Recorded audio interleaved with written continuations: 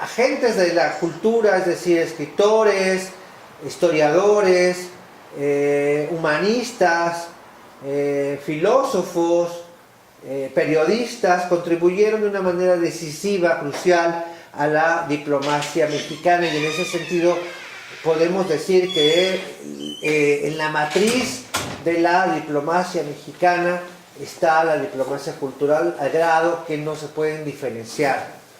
Es decir, por lo menos para los fundadores de la diplomacia mexicana, y creo que el embajador Layú estará de acuerdo con esta hipótesis, no había una diferencia entre la acción diplomática y la acción diplomática cultural. Revisando la nómina de los diplomáticos mexicanos del siglo XIX y XX, tenemos que rendirnos a la evidencia de que quienes fundan las líneas de acción fundamentales de la diplomacia mexicana vienen o comparten, si no es que vienen y están integrados desde su inicio, en su formación, en su actividad pública como agentes culturales. Si no es así el caso, sí están trabajando todo el tiempo de forma si no simultánea, por lo menos sí muy coherente, muy consistente en los dos campos, tanto en la diplomacia como en la cultura. Voy a dar un recuento rapidísimo de esta nómina de agentes culturales que están integrados en la diplomacia cultural, en la diplomacia mexicana desde el principio de nuestra época moderna. Tenemos a nombres como Manuel Paino, un gran novelista que pasó por España, José Tomás de Cuéllar, otro gran escritor, Vicente Rivera Palacio, escritor y historiador que incluso muere en España, Ignacio Manuel Altamirano, el gran escritor mexicano, el gran hombre de letras del siglo XIX, que también perteneció a la diplomacia, José María Luis Mora, el gran pensador liberal, el gran fundador del liberalismo mexicano. Y además de estos grandes nombres, tenemos que señalar que 5 de los diplomáticos, pensadores, ilustrados, intelectuales mexicanos del siglo XX decisivos fueron también cancilleres, es decir, no solamente ocupaban lugares como puestos como embajadores, agregados culturales, etcétera, sino que fueron los directores de nuestra acción diplomática. Desde su cúspide, el nombre más común que vamos a encontrar en el siglo XIX es el del historiador Lucas Alemán, un historiador conservador, un gran bibliófilo, un gran hombre de la cultura, que fue canciller en 5 ocasiones. Tenemos que recordar que en el siglo XIX los gobiernos independientes de México duraban muy poco, eran periodos muy breves. Sin embargo, Lucas Alamán es una figura que da continuidad a la acción diplomática mexicana en esa época. Está también Luis G. Cuevas, Manuel Eduardo Gorostiza, José María Lafragua y el escritor y historiador Victoriano Salado Álvarez, que a imitación de Galdós hace una serie de episodios nacionales mexicanos, que es una obra que sigue siendo referencia del siglo XIX. En México tenemos, por supuesto, una continuidad en la primera parte del siglo XX con nombres como Federico Gamboa, el primer escritor mexicano al que se le filma una obra, la gran novela Santa, una obra literaria referencial, el poeta modernista mexicano por excelencia, un héroe cultural, no solamente para los mexicanos, sino para toda América Latina, como Manuel Nervo, José Juan Tablada, el primer escritor mexicano que se acerca a Oriente, el que naturaliza, le da la carta de naturalización a la métrica del haiku en nuestra lengua. Enrique González Martínez, otra gran referencia del modernismo, Efraín Rebolledo,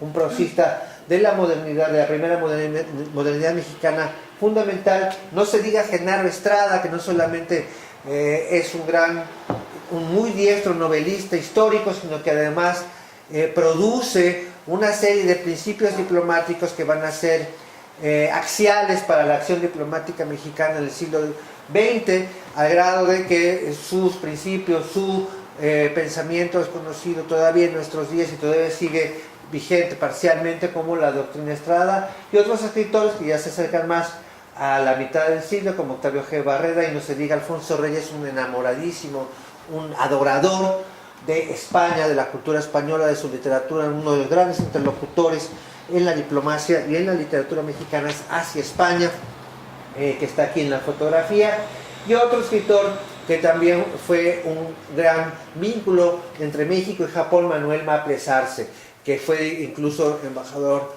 cuando Octavio Paz acababa de abrir la Embajada de México en Tokio, reabrir la Embajada de México en Tokio, Manuel Martínez se llega y es quien le ayuda a regresar a Occidente, a Paz.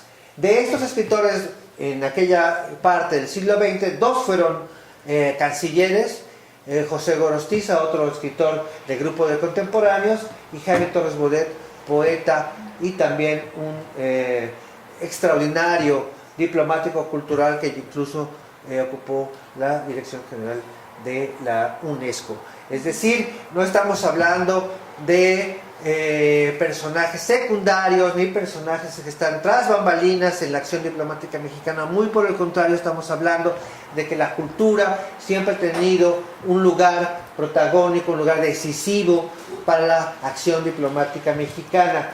Y todo, me voy a apurar, pero tengo que saltarme muchísimos nombres y me sigo con el siglo XX, con escritores como José Rubén Romero, un escritor del México profundo muy importante, que también pasa por España, el escritor y periodista Fernando Benítez, aunque no tiene una acción diplomática importante, sí fue nombrado embajador, es el único que nos da esperanza a gente tan vetusta como yo de llegar algún día a ser embajador. Fue nombrado embajador a los 80 años. Jaime García Terrés, Rosario Castellanos, una gran diplomática y escritora que fue nuestra embajadora en India, Francisco de Asís de Icaza, a quien se le acaba de homenajear hace no más de un mes en Madrid, que es el fundador de un linaje diplomático y también intelectual muy importante en nuestro país. Él está enterrado incluso aquí en Madrid. Antonio Castro Leal, Gilberto Owen, que es otro gran escritor del grupo contemporáneo, Rodolfo Sigli, uno de los dramaturgos esenciales de la literatura mexicana y gran maestro, pienso yo, diplomático de Octavio Paz. Si uno revisa la correspondencia de Usigli hacia Paz, se va a dar cuenta de lo importante que fue para la formación, para la sensibilización de Paz hacia el tema multilateral, la influencia de Usigli. Antonio Gómez Robledo, que también es uno de nuestros diplomáticos esenciales. Rafael Bernal, que aunque no ocupó lugares importantes dentro de la estructura de nuestro Ministerio de Relaciones Exteriores, sí fue un escritor importante, fundador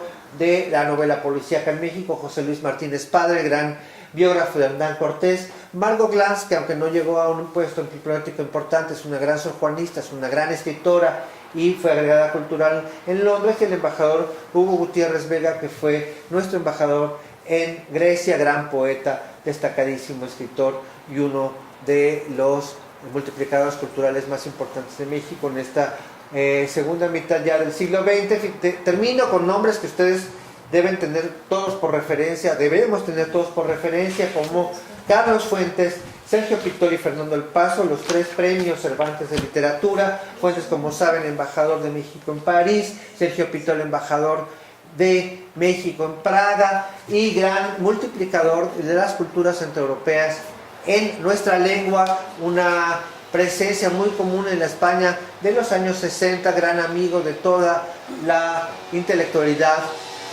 catalana y española entre los años 70 y 80, el traductor y el gran multiplicador cultural, precisamente, insisto, de toda la cultura centroeuropea en español. Y Fernando del Paso, a quien hace no más de 3 semanas se le acaba de entregar el premio Cervantes de literatura. Termina, por supuesto, en este recuento rapidísimo con la figura señera de la cultura y la intelectualidad mexicana, de la inteligencia mexicana integrada a la diplomacia mexicana, que es Octavio Paz, que no solamente fue premio Cervantes, sino también premio Nobel, nuestro único premio Nobel, en este caso en literatura. Paz, hay que decirlo, porque lo olvidamos muchas veces, sobre todo lo olvidamos cuando trabajamos desde la diplomacia.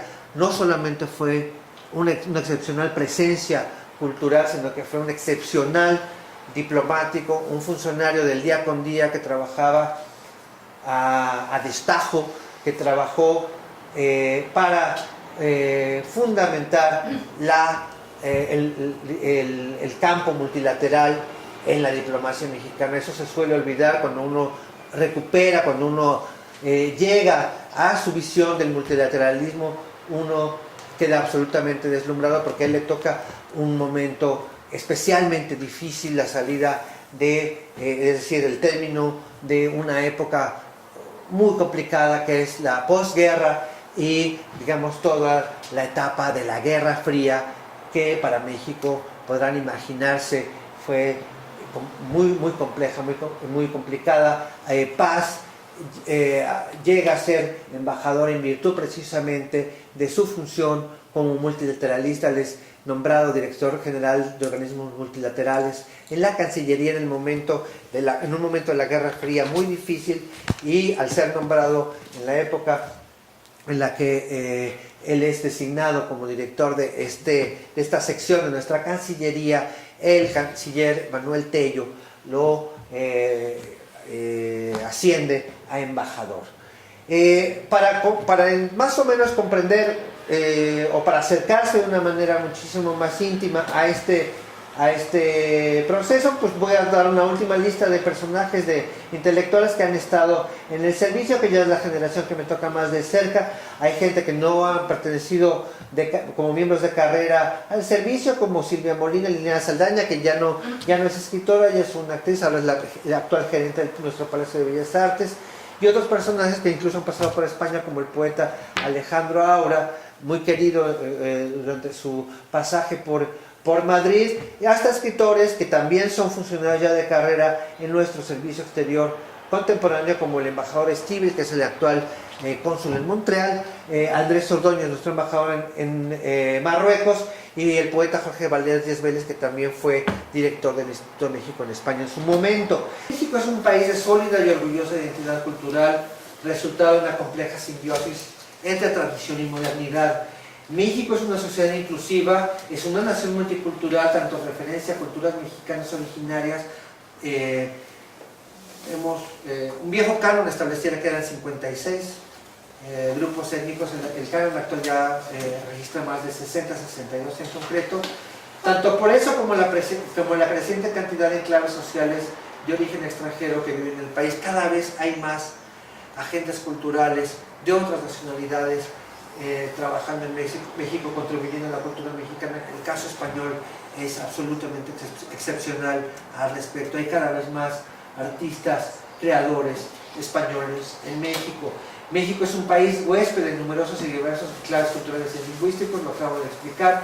Es un país de industrias culturales creativas y competitivas.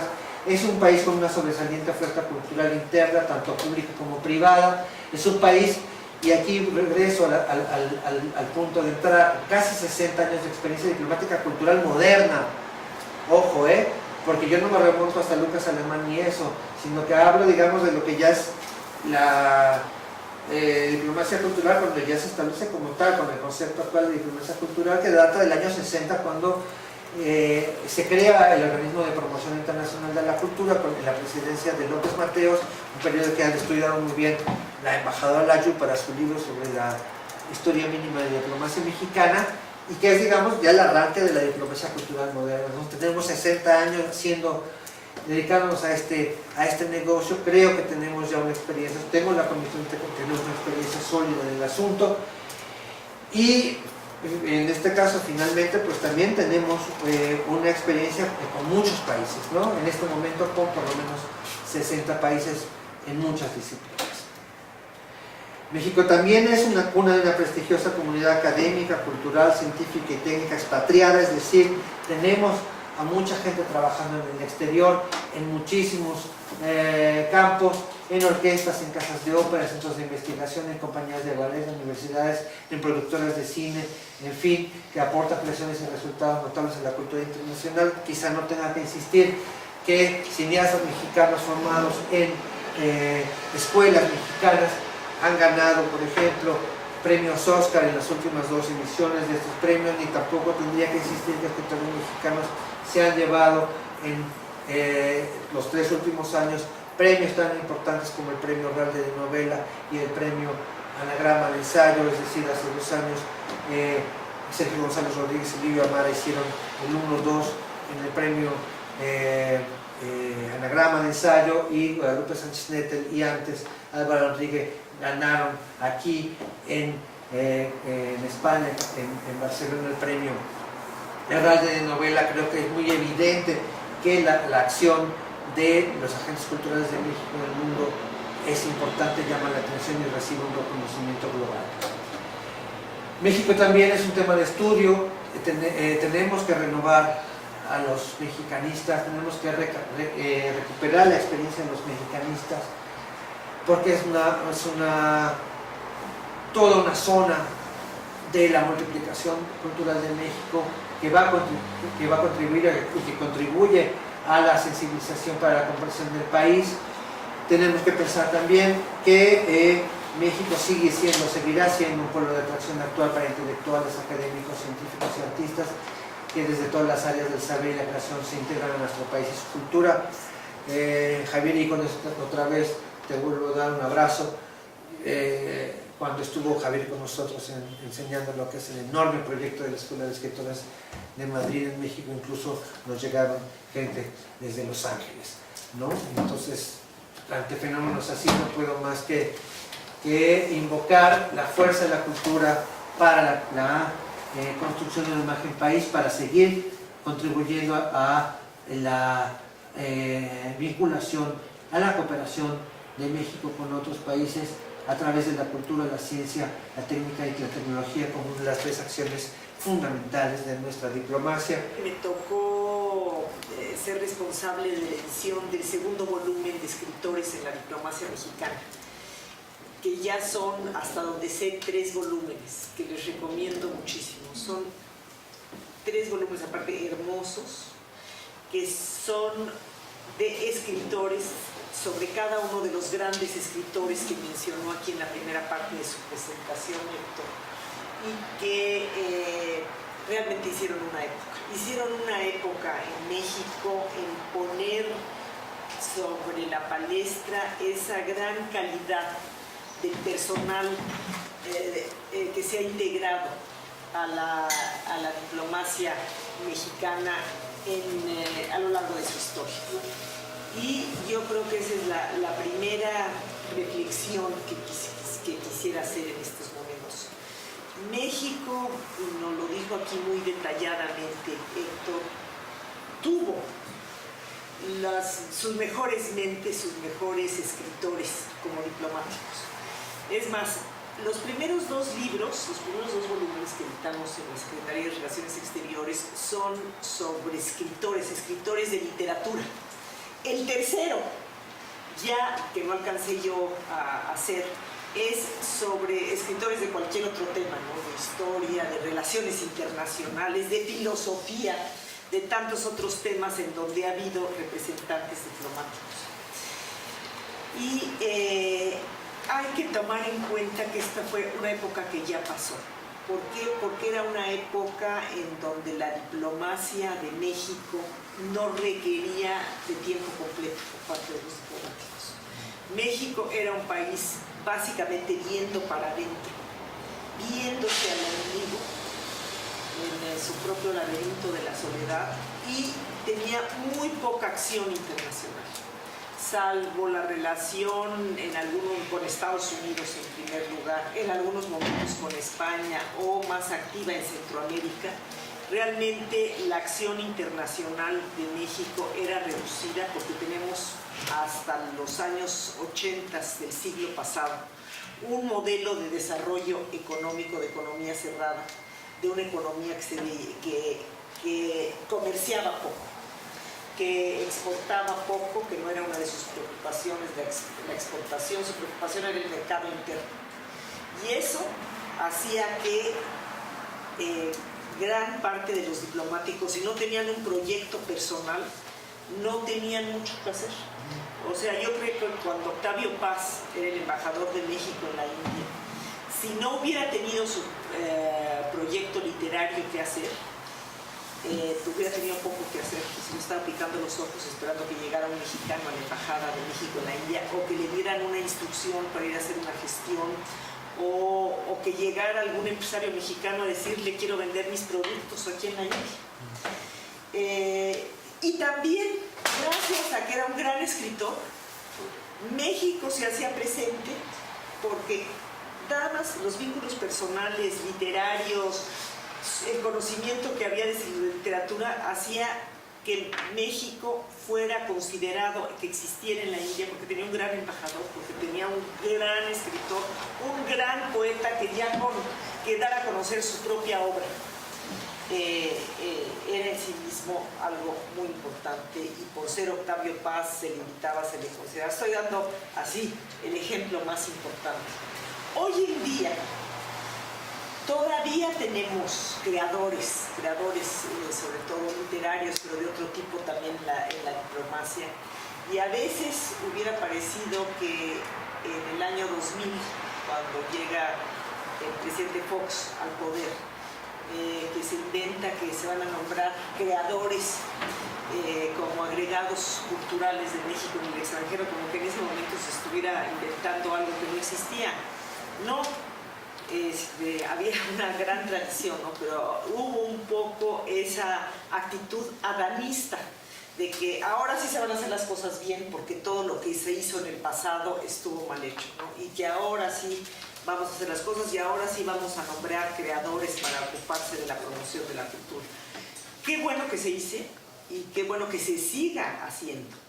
Yo celebro y qué bueno que no pudo venir hoy Pablo Rafael, que es el ministro agregado de Asuntos Culturales, director del Instituto de México en España. Qué bueno que no pudo venir para hablar bien de él, porque si hubiera estado aquí, pues me hubiera dado pena y él se hubiera ruborizado de que se pueda hablar bien de él, y mañana me iba a preguntar en la oficina: oye, Roberto, ¿qué quieres a cambio? Pero bueno, es un buen ejemplo y vale la pena mencionarlo. Pablo Rafael es un escritor reconocido, tiene una novela que hace poco tiempo presentó aquí en España, que se está vendiendo muy bien en España, que se llama Clipperton. Inclusive hoy se está vendiendo más en España que lo que se vende en México, a pesar de que es un tema tan interesante para México, porque pues, simplemente él está aquí, tiene la oportunidad de promoverlo y por eso se conoce más. Pero el hecho de que él sea un escritor hace que cuando el momento que fue nombrado, él ya conocía el mundo literario de España, ya conocía a muchos escritores, ya conocía muchas cosas de España a través de su propio ejercicio de escritor. Y también el que una persona que se dedique a escribir pues tiene una cultura general que es verdaderamente impresionante y que es lo que le permite llegar a escribir sus propios libros, y eso es lo que le hace ser un agregado cultural que está imaginando y considerando cosas. Sí, es que yo creo que también es muy importante pensar que hoy en día México es una potencia media. México está hoy en día entre la 13ª, 14ª economía del mundo, si es por capacidad de compra, y quien dice que estamos en la 11ª. Y lo que no cabe la menor duda es que hacia mitad de este siglo vamos a estar en las 10 primeras economías del mundo y bastante más arriba, gracias a nuestra estructura demográfica, gracias al crecimiento económico que estamos teniendo, gracias a la transformación que se ha dado en el país de la planta productiva, que somos ya un país exportador de productos industriales y ya no un país exportador de petróleo, de materias primas, como lo fuimos en el pasado, que casi se vendían solos. Yo todavía me acuerdo, ya estaba yo en la Cancillería cuando jefes de Estado hacían cola para visitar México para poder comprar nuestro petróleo en otras épocas. Pero en fin, lo que quiero decir con esto es que a los embajadores se nos exige trabajo de tiempo completo para poder hacer la labor de promoción y de presencia que requiere México como país, como potencia que es. Ya quisiera yo, ¿qué daría yo para tener un poco de tiempo para escribir más, para escribir sobre temas entre México y España, para reflexionar sobre lo que es la cultura del mundo de habla española? Ya quisiera yo ese tiempo, no lo tengo, y qué bueno que no lo tengo, que siempre estoy ocupada haciendo lo que tengo que hacer como embajador hoy en día, que es promoviendo la presencia de México.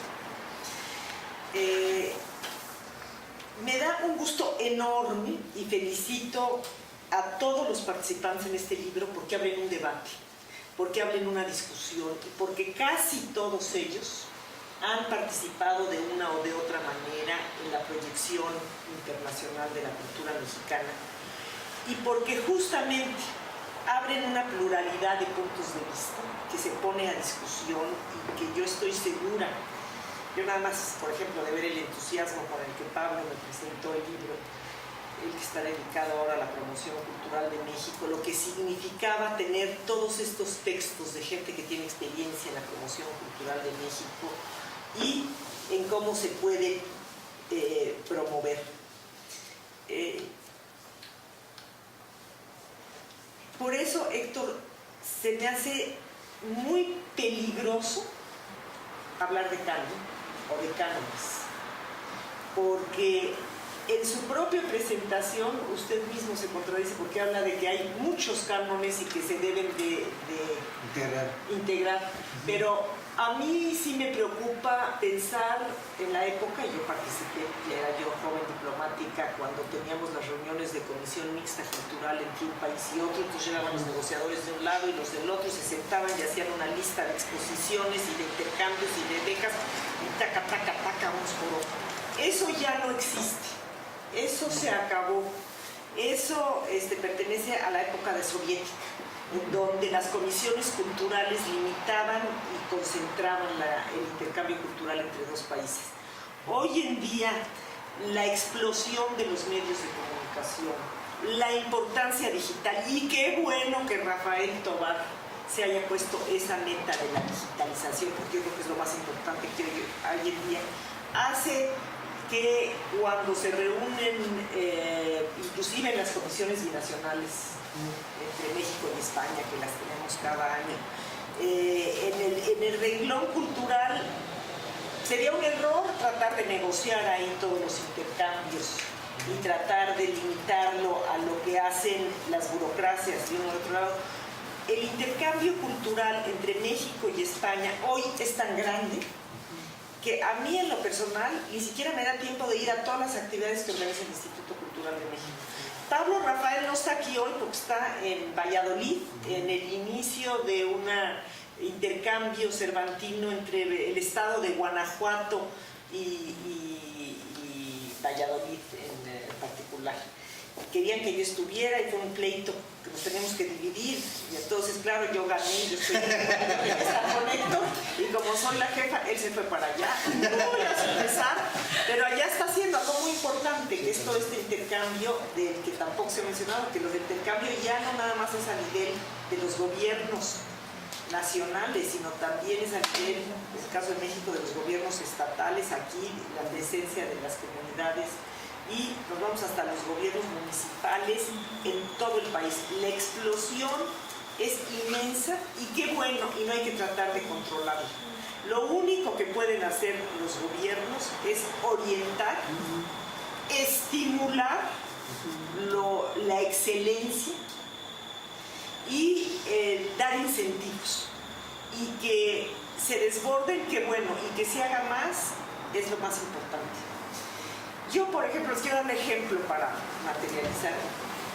Me acuerdo cuando mi primera embajada en Austria, en los años 90, cuando conocí a Héctor, llegué y me propuse conocer todos los restaurantes mexicanos en Austria.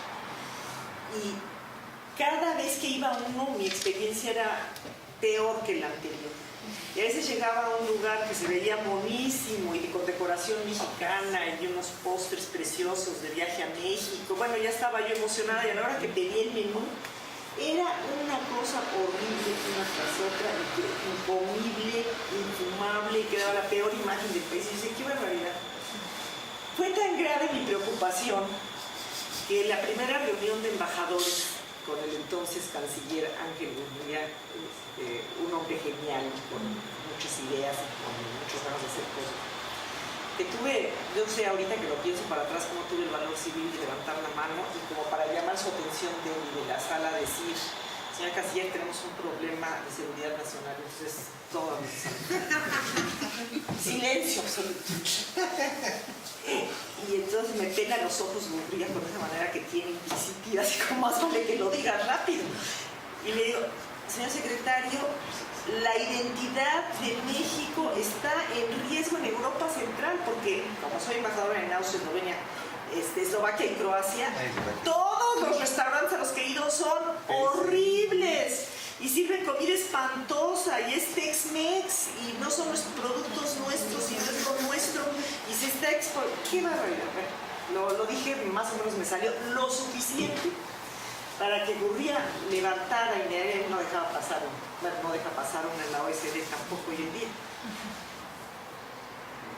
Y me mandaron a Viena una primera experiencia de una semana gastronómica que se empezaron a hacer de manera sistemática a través de todos los hoteles Sheraton, con el intercambio de los chefs de los hoteles Sheraton en México con los hoteles Sheraton, y salió muy bien. Pero luego, ¿cómo se le da continuidad a eso? ¿Y cómo sigue adelante? ¿Y cómo se hace para que permee de una semana cultural hasta enero? Y se presentan otras actividades, y se llevan actividades culturales, y se llevan alebrijes, y se lleva artesanía, y ¿qué sigue, verdad?